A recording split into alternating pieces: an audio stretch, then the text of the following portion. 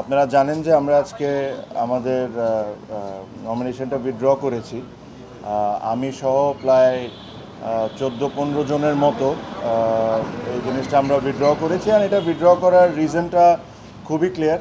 এখানে আমার কাছে মনে হয় না যে আমাকে খুব ডিটেলসে বা ব্যাখ্যা করে আপনাদেরকে কোনো কিছু বলার আছে। আমি শুরুর থেকে একটা কথা বলে আসছি যে ইলেকশনটা কোন দিকে যাচ্ছে বা কিভাবে হচ্ছে এই জিনিস নিয়ে আপনারা সবাই এখন ক্লিয়ার।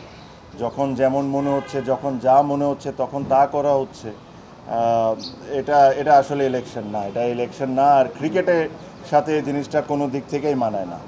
আপনারা আমি শিওর যখন ইসি তালিকা দিবে যে আজকে কারা কারা উইথড্র করেছেন, তাদের নামগুলো আপনারা দেখলেই বুঝতে পারবেন যে তারা সবাই তাদের জায়গার থেকে হেভি ওয়েট, তাদের ভোট ব্যাঙ্কও ইটস ভেরি স্ট্রং। এটা হলো আমাদের একটা ওয়ে অফ প্রোটেস্ট, যে এখান থেকে এসে যে এই নোংরামির পার্ট আমরা থাকতে পারবো না। এখানে ধরেন বিভিন্ন ধরনের বিভিন্ন সময় অনেক ধরনের কথা বলা হয়েছে, but end of the day আমার কাছে মনে হয় যে এই নোংরামির সাথে আমরা কোনো দিক থেকে কোনোভাবে পার্ট রাখতে পারবো না। আর সেকেন্ডলি আমি একটা জিনিস সবসময় বলছি, ক্রিকেট, বাংলাদেশ ক্রিকেট এটা ডিজার্ভ করে না, বাংলাদেশের ক্রিকেট ফ্যানরাও এটা ডিজার্ভ করে না। এটাও বলে রাখি, আমি জানি না কতজন স্বীকার করবেন কি করবেন না, বাট এখানে আরও অনেকেই আজকে উইথড্র করতেন। তাদেরকে বিভিন্নভাবে বিভিন্ন ওয়েতে বোঝানো হয়েছে বা চাপ সৃষ্টি করা হয়েছে, তাদেরকে করে থামানো হয়েছে। বাট এছাড়াও অনেকেই আজকে উইথড্র করতেন। তাও 15 জন যদি আজকে করে থাকেন, যদি আমি রাইট হয়ে থাকি, এটা একটা সিগনিফিক্যান্ট নাম্বার। অলমোস্ট 50% আপনার উইথড্র করে নিয়েছে।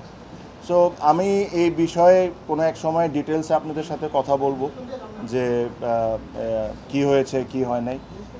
আমি একটা জিনিসই বলবো যে যারা বোর্ডে আছেন তারা যদি এভাবে করে ইলেকশন করতে চান, করতে পারেন, জিততেও পারেন।